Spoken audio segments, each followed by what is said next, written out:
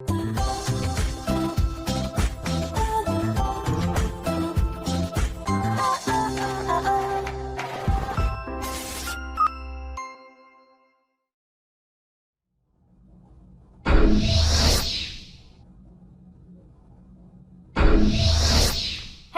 what's up you guys? After reaction, today I'm going to be reacting to some more Stargate SG-1. This is season 4, episode 19. I can't believe that we're almost done with another season. I say this every season, but like, we come up to like these episodes, I'm like, shit, we've gone through the whole season already? Shit. Like, you know? It feels like we're going really fast, but also, I'm aware that it's taken a while. You know, 2 episodes a week. But yeah.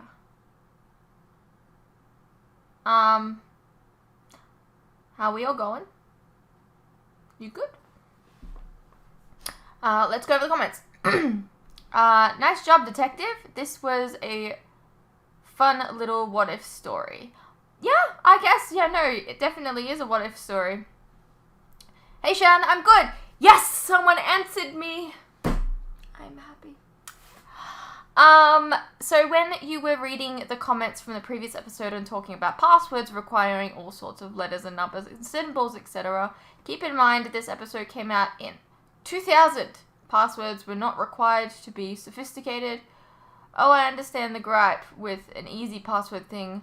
I hate plots that don't seem realistic to its own universe, but back in 2000 it was much more common to have these sorts of passwords. Not not such an unrealistic thing as it is nowadays.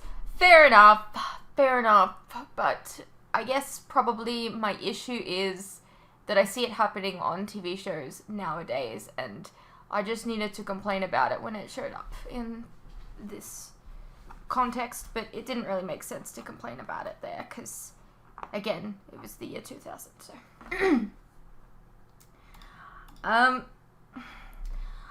I had to work on a lot of computers in our office back then. Out of the 50 plus computers that were in our office, I'd bet at least half of them had their passwords written on a post-it note stuck on their monitor or written down somewhere inside their desk. Wow, it was a different time, wasn't it? To answer your question, Shifu's purpose was simply to learn about his mother. He went to Abydos to get the Abydonians to get Daniel so he could tell Shifu about her. I mean, he could have asked her dad, but alright. When Daniel kept asking for the Goa'uld knowledge, Shifu decided to show him what that knowledge came. That knowledge came with a price. Okay, beat me to it. But yeah, like most, or if not all children whose parents died or were separated when they were infants, he simply wants to learn about her. It's a pretty common thing. I get that. Yeah, just went right over my head, I guess. Out of universe, of course, this resolves the Harcesis storyline, at least for now. The top 5 most popular passwords across the globe are 123456, password 12345678. Damn, that's mine. I should change it. Now that it's plastered everywhere. QWERTY, 12345678 No, okay. Google found that 24% of Americans use the same variations of the following weak passwords: ABC123, password 123456, I love you 11111111, QWERTY, admin, and welcome. Welcome. That's a weird one. I was clever back then and used Drosop. Ah, password backwards. I get it. I remember logging into several friends' AIM accounts just by guessing their passwords. Shit. Hey Shannon, I'm doing quite well today. Thank you for asking. How are you feeling today? Fuck yeah. I'm glad that you're feeling, what was it? Quite well. I'm alright. I'm a little overwhelmed, to be honest. I have my sister's wedding coming up, and so I have a lot of stuff that I need to get done before that happens because I'm not going to be available for like 3 days. So I'm a little stressed about that. How about you? How you doing today? Anyways. Sorry, my throat is I'm completely better from like COVID, but like my throat is just a little itchy today. Itchy? I don't know. Tingly. I don't know. Alright. And then we have episode 18. They're both so adorable. I just want to hug them. They've gotten so big too. Just a short time ago, they were tiny little ones. You know, I can't even really like tell that they've grown unless I look at like a picture. Earlier today I was eating some chicken. And Smudge could smell it, so she came in here. She was like looking at me. So I gave her a little bit of chicken. Took her like 5 minutes to take it off of my hand. And then I'm sitting here, I'm eating for like 5 minutes. And then I look back and she's still just sitting there like a fucking dog. Waiting for more food.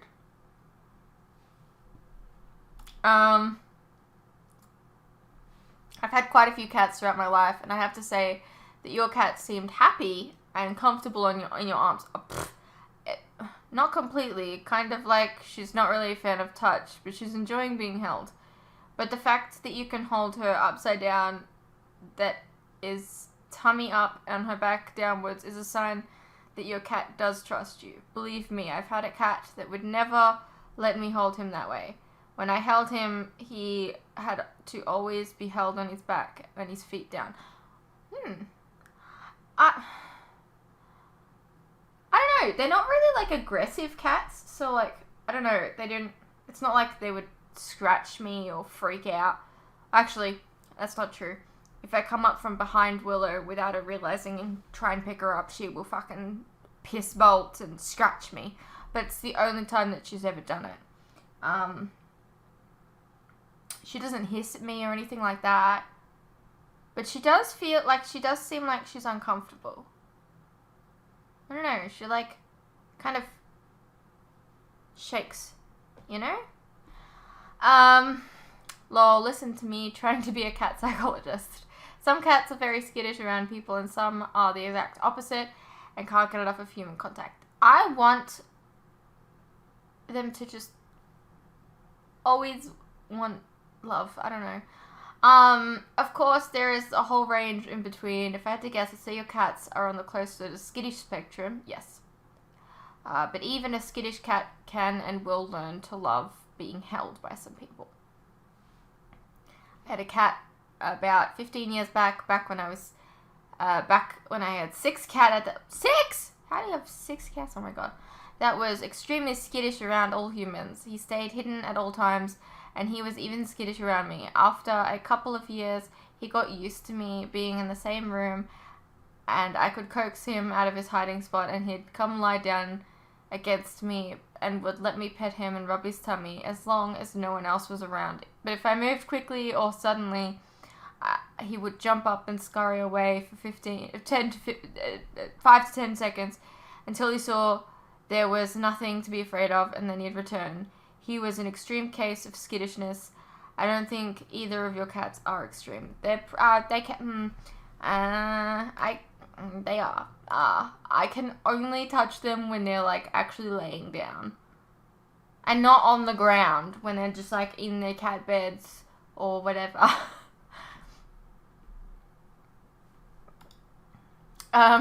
Just keep the patience and try get them to be used to being around you, and they will eventually both come around to being much more affectionate, though they will never lose their skittishness. That's my opinion anyway.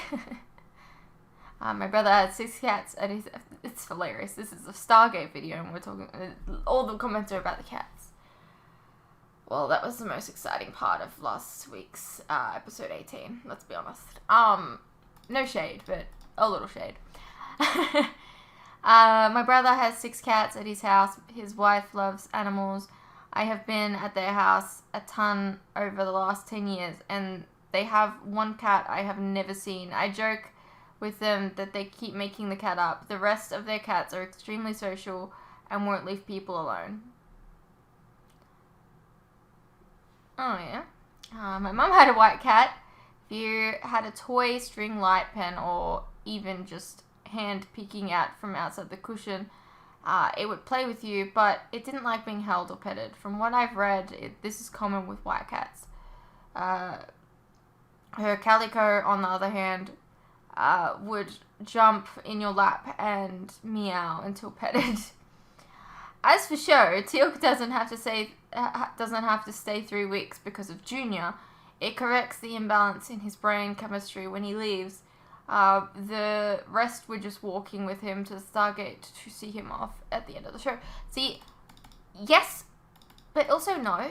Like, we don't know that for absolute certain. We just know that that Junior protects him from, like, a lot of stuff, but we don't know that for sure. There's a few things that Teal'c has been, like, affected by. I don't know.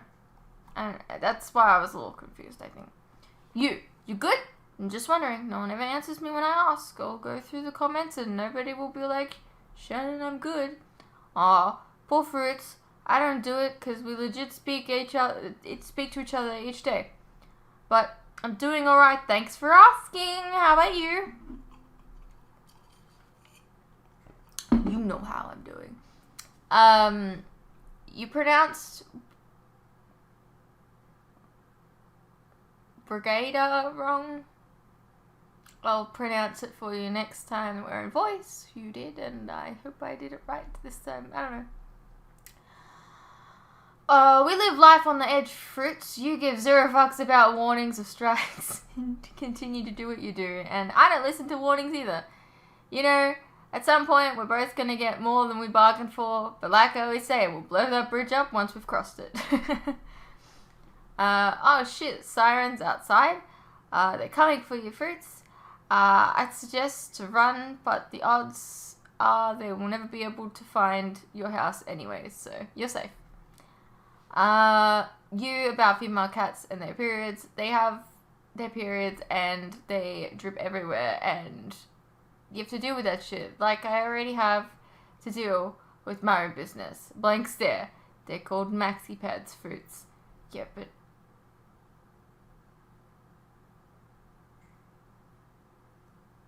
you're a dude. You don't have to deal with it. Ugh. It's so frustrating. Yeah, you could, you keep mentioning how the Oreo milkshake is making you feel sick. This is the 3rd time you said it and drank a bit of it. That's so you though. According to Daniel, Shifu means light. It's actually also Chinese for teacher, which is probably intentional as Shifu taught Daniel a lesson in this episode 417, that absolute power can corrupt the best of people, in this case, Daniel. Carter acts like she's never heard of liquid narcotic before, but she has. It's what powers staff weapons from what we've been shown before. She even talked about this with her mirror self in the episode of season 2. Side note, on 417, in the vision of the future, when Daniel saw we didn't see much of Teal'c, he went missing at some point. Joseph Molozzi, one of the writers behind the show, said that there was something they cut from the story during the script or editing phase, a scene where we'd find out where Teal'c went. Evil Daniel apparently pulled off Bonnie Bennett and locked Teal'c up in the basement. He transfused his blood with that of Teal'c's to be able to use a Goa'uld hand device. Can Teal'c use a hand device? Most likely not, given its Goa'uld technology. Why would a Goa'uld give Jafars the ability to wield their tech? It'd make them look less godly. Plus, it would also create a plot hole since Teal'c has never stated to be able to use it before. Yeah, so that's a thing I was literally thinking about during the episode. If he could use that. I don't know. I guess we don't know right now. But I think you are right, like, in saying it wouldn't make sense. Holy shit, yeah, it's the Speed Force. She's described herself as Nora Allen, a lookalike working for Daniel Jackson for some reason. Why always Nora, though? She looks so young, though. Probably filmed just after her real-life emo phase. Yeah, too bad she's gonna get killed in a couple of years from the first Flash.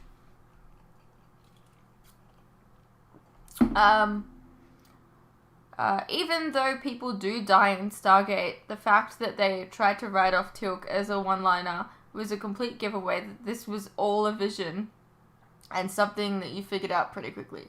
Nice job, detective. Thank you. Nah, that was not Hiro Nakamura. Masaoka, he'd have to be 35 by the time this episode aired, by the way. Still pretty young. Hiro started 5 years after this episode came out, by the way. Yeah, I don't know. I get confused between people sometimes. I don't know. I very much doubt Daniel dreamt the whole year. I don't know about you, but my dreams consist of mostly segments going from one location to the other. Often the shifts between them don't even make sense. I'm assuming this is how Daniel saw what he did this episode. Yeah, but, I mean, when he thinks about it, thinks about that whole year missing, like, it literally says, like, a year later, like, I don't know. If you think about it too much, it doesn't really make sense. Anyways, you asked what the point was of Shifu coming to meet them. Shifu wanted to learn more about his mum, and in the process, Daniel learned more about his own past, because it is so clear it takes a longer time to realize. If you immediately know the candlelight is fire, the meal was already cooked a long time ago. Lightning flashes, sparks shower. In one blink of your eyes, you have missed seeing some things the monk at Keb once said. No worries, Fritz. You're watching this for the first time, so it's easy to miss things. Yeah. I missed all that shit. So, we found out Teal'c is 101. How the fuck are you supposed to pull... What? Oh, we found out that Teal'c is 101. How the fuck are you supposed to put that many candles on a cake? It seems like a fire hazard waiting to happen. Well, they would just get a candle of a 1 and then a 0 and a 1. Duh. Well, this was an episode. One note about 418. 417 was much more interesting, and the only thing interesting about 418 were the cats. And I hate cats. Not yours, though. Yours are alright. Especially Smudge, because she likes you the most. I did nowish. Hey, at least I had some fun with the edit, giving Smudge and Willow their very own subtitles. So the episode wasn't a total snore fest. Yeah. Anyways, we do have an episode to get into.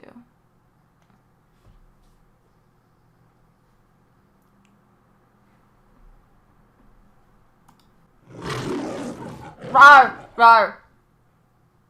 I wasn't late.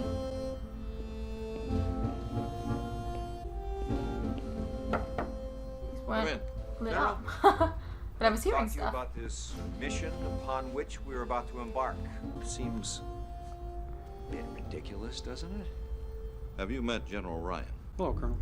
The General Ryan, Chief of Staff? That's right. Shouldn't there have been a memo or something? You were off-world. Yes. So, what brings you to our little secret base, sir? Well, that would be the ridiculous mission you just mentioned. Of course. I'm proposing that M4C 862 become a permanent research station. I'd like you to make an assessment. The General Ryan? I've read a lot about you, Colonel. General Hammond's reports. Yes, sir? Thus far, we like your work. Thank you, sir. You seem I like starstruck. yours. Your Air Force. The Air Force. I love the Air Force. Anything else, Colonel? No, sir. Well, actually, I'd like to know how Daniel and Carter got out of this very important mission. Dr. Jackson is off-world with SG-11. Major Carter's giving a lecture at the Air Force Academy in theoretical astrophysics. If you'd care to take her place, No. then you're dismissed. Thank you, sir. Sirs. Sir. Both of you.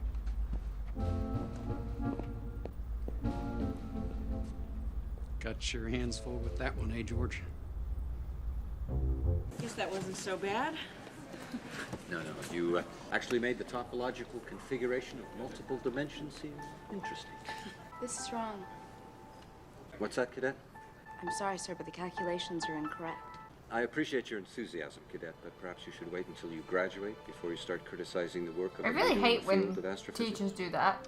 Yes, sir, of course. Just listen to what My the person has to apologies, say sometimes. Who is that? Jennifer Haley. Very intelligent, but difficult personality. Well, she's right. Really? These variables should be reversed. I didn't even notice. Neither did I. That's why you should listen, dude. Colonel, Major, report. Prodigy. Oh, we've had a pretty thrilling week. 2 days ago, Dr. Thompson lost his glasses, and just this morning, the electron microscope broke down. Wow. Yeah. I hope they give Non-stop Tilk excitement. more to do. I feel like he sits around Well, in the we'll background take it from here. way too At much. least. Yes, sir. That looks really bad quality. Colonel O'Neill, Dr. Lee tells me you've denied our request to conduct a survey of the cave network No. Just asked him to wait until I could have a chance to check it out. with no regard for our timetable. None whatsoever. Colonel, what exactly do you expect to find in there? Look, Doctor, this is another planet. Actually, it's a moon. We're orbiting that gas giant. Oh, well, if it's a moon, go ahead, do whatever you want. What could happen? Colonel, this outpost has been up and running How for could 6 you weeks now without the slightest have hint any of oxygen anything on the remotely moon? dangerous. You can explore the caves once they've been checked out. Any more pressing matters? None whatsoever. Beautiful, isn't it? Major Carter. At ease, Cadet.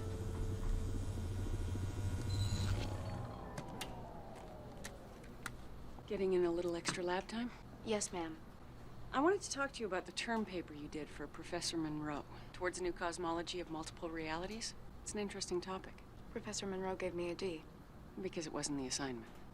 Permission to speak freely, ma'am? The assignment was lame. Maybe it was, but it was the assignment. Did you read it anyway? Matter of fact, I did. It's intriguing. The same word Professor Monroe used. Maybe because that's what it is, an intriguing idea. But it's based on way too many unfounded assumptions to make a valid theory. I mean, for example, you assume that matter can travel both ways through an open wormhole. So? So how do you know? Well, until somebody shows me a real wormhole that can only go one way. That's not the point. You made an assumption. What about your assumption, Major? That you're the one that's right and I'm wrong? Cadet, that paper is way beyond anything you're likely to be taught at the academy. And if you want points for it, hey, we're all impressed. It doesn't mean you don't do the assignment. I'm late for a class, ma'am. Am I dismissed? Yes. Got a real attitude on you. You seem disappointed that we found nothing on him. No, it's just, you know, I wanted him to be wrong, just so he'd be wrong. And if he was wrong, we'd have something to do. I see.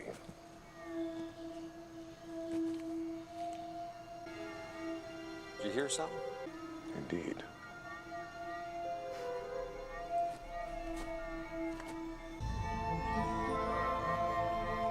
It's a fairy! I do believe in fairies. I do. I do. I do believe in fairies! I do!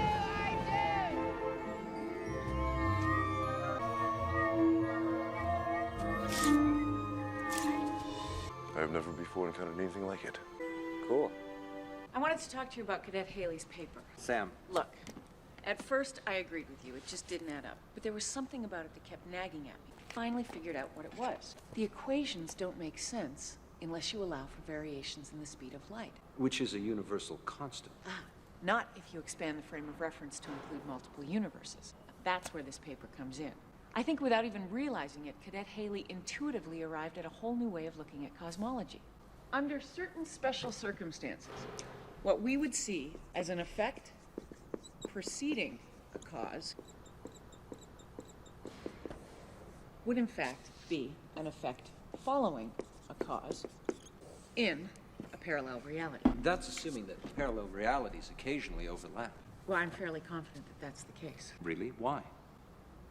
I know she's got you, but I think you're trying hard to see something that isn't there. All right.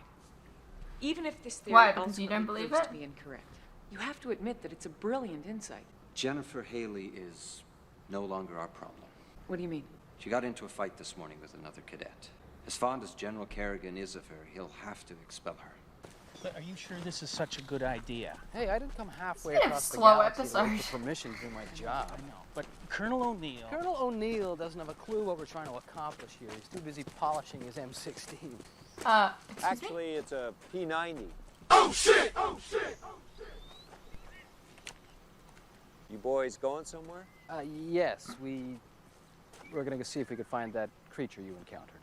Well, apparently you didn't hear me the first time I told you. Clearly and in no uncertain terms, not the heck yet. You know, if your description is correct, we're talking about something that can pass right through solid matter. Yes, and therefore, logically, we'd have no defense against it. This is typical military thinking. You encounter something you don't understand, you immediately assume it's a threat. Well, until we determine there is no threat, I will assume there is one. Do we have a problem here? Colonel, with all due respect, when I agreed to this assignment, I was under the impression that I was going to be in charge. You are in charge of the other scientists. That you even think you're qualified to decide what we can and can't do around here is... Colonel O'Neill is Excuse indeed me? qualified, Dr. Hamilton. Having encountered many alien species as have I since long before you were born. I strongly suggest you do what Colonel O'Neill says. Thank you, Rocco. Boys, we'll be in touch. What were you thinking, breaking the nose of an upperclassman like that? Swing high? It's not funny. No, ma'am, you wouldn't think so, would you? What's this got to do with me? Everything. The great Samantha Carter. You think a day goes by in this place where I don't hear your name? You've gotten the highest mark in every class I've ever been in. You've won every award I've ever been up for. They've been comparing me to you since the day I walked through the door, and I never quite seem to measure up. That's it? What, so for the first time in your life, you come to a place where you are not automatically the smartest and best at everything you do. Get over it. There are important things at stake. You've got my future all planned out for me as long as I stay here. If you're good enough. Like what? Flying a transport plane if I'm one of the lucky ones? I don't see this exciting future you're talking about, Major. Something more incredible than anything even you could imagine. Yes, ma'am. Cadet, believe me.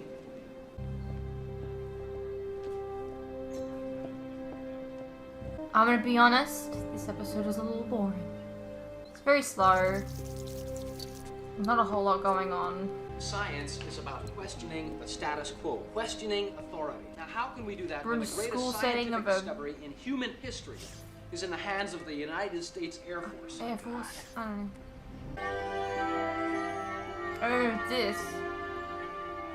I don't know. Get the camera, get the camera.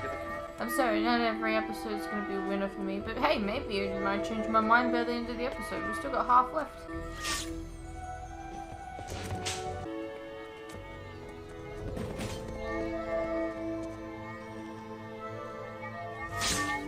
Come on! Colonel O'Neill! Go ahead. We just encountered another one of the creatures. We're following it into the forest north of the Could camp. be another one, or it could be the one.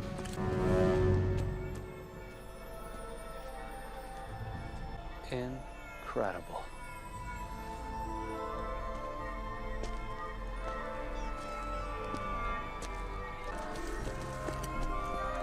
Hamilton, what are you doing? You see, Colonel? They're harmless. And cue them hurting you.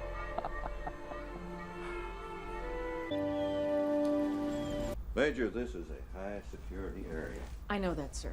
But she's already checked out security and signed the non-disclosure form. Her file says otherwise. I've met her, sir. I am absolutely sure about this. I don't understand. We're underground. Where could we possibly be going? You'll see. You're making me nervous. Good. Because from this point on, everything you thought you knew about the universe is about to be turned upside down. You ready?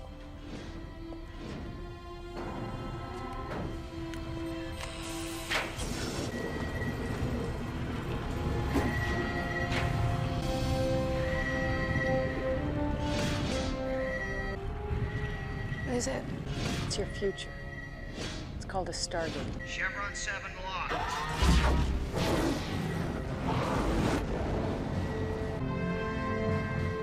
We're looking at the event horizon of a wormhole connecting this Stargate to another identical one on another world 42,000 light years from Earth. That's where we're going? That's right. How? That's the easy part. Come on.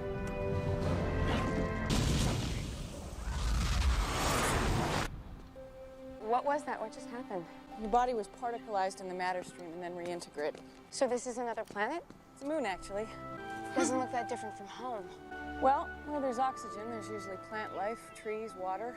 There are a couple of differences.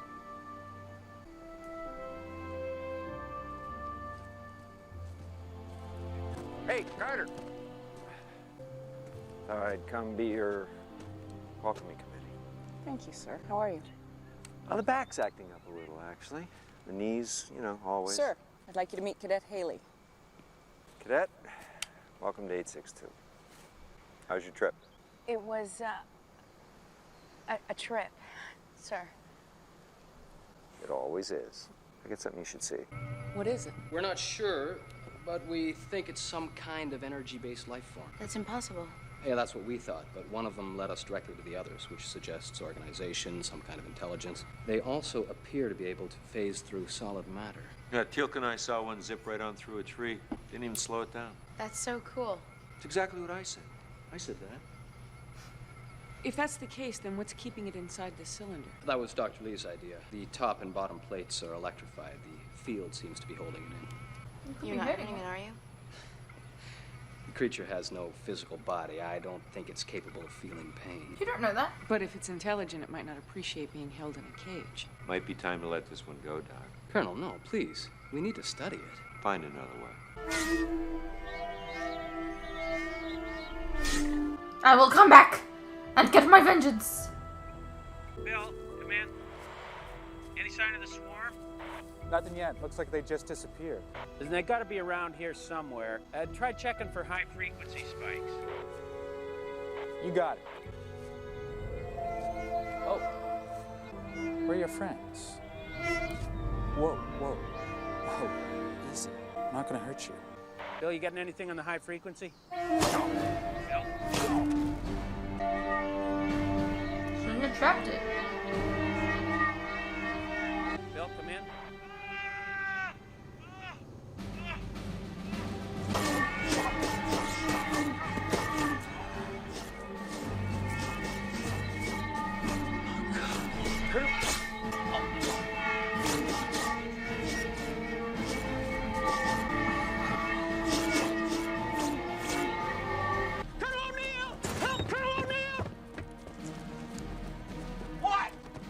Dr. Thompson. Those things, they're attacking Dr. Thompson. Where?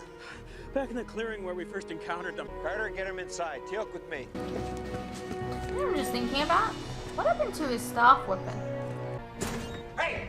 Just what about my radio transmission did you not understand? Let's go! Just finishing up, sir. What happened to Dr. Thompson?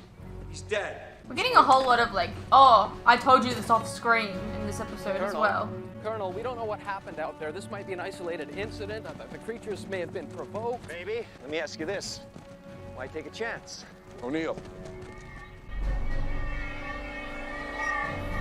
All right, back inside.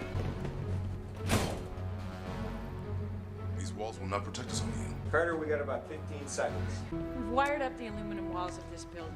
When we switch on the current, it might create enough of an electrical field to keep them out, the same way that Dr. Lee's containment vessel kept them in.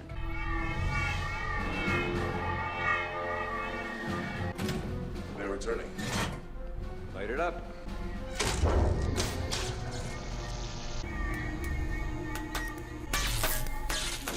like a It's working. bug As long as we've got power, we're thingy. safe. How long do you think the generator will keep running? I'm not sure. You're not sure? Who refueled it last? Dr. Thompson. I'm sure he filled it sometime this morning. No, we don't know that. And that would give us another 8 or so hours. But you cannot be certain. No. All right, where is it? It's on the other side of the compound, down by the creek. Basically, it could run out at any time. Carter? I think I may have a way out of here, sir. The creatures are being held back by the electrical field around the building. What we need to do is create a field big enough to repel them from the entire area. Yeah. The Stargate, sir. It's a giant superconductor. Once activated, the field it generates would be more than enough. So somebody's got to go down there and dial out. Anyone attempting to reach the Stargate will most certainly be killed. Not necessarily. Now, the human body has an electrical field of its own. Do you remember what happened when Dr. Hamilton was hit by Teal'c's Fire? The creatures must have left his body because his body's electrical field was temporarily altered. How long would it last? I don't know, sir. Shoot him again. A second shot from a Zatnukatel kills. It's just a guess, sir. I'm not even sure that you would make it to the gate before you were vulnerable again. As soon as I get the gate open, head straight for it. Don't bring anything with you. No, we can't just leave behind weeks of research. Carter, if he so much as brings a file folder, shoot him. Yes, sir. Are you ready, O'Neill? No. Give me a warning. I'm going to shoot you. I was thinking more along the lines of on 3, 1.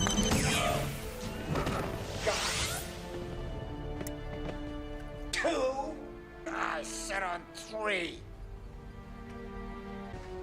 This is what I mean. I feel like it's very inconsistent. Wish me luck. Sometimes they're knocked out for like hours, and sometimes they get up in 5 seconds, like that.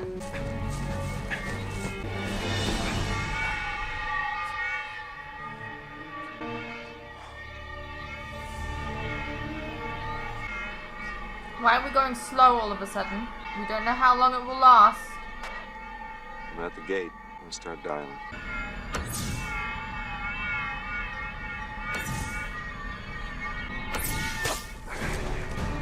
This is why we don't go slow? What the hell? Literally, you would have had this fully dialed if you weren't going so slow.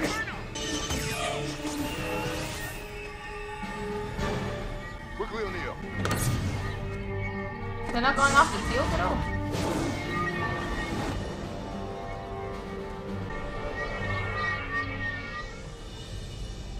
I'll never complain about mosquitoes again. Is it always like this? No, sometimes it gets really exciting. Will I ever find out which one of us was right? If you stick around long enough, maybe. Besides, there'll always be other planets. It's a moon. Okay, you're right about that.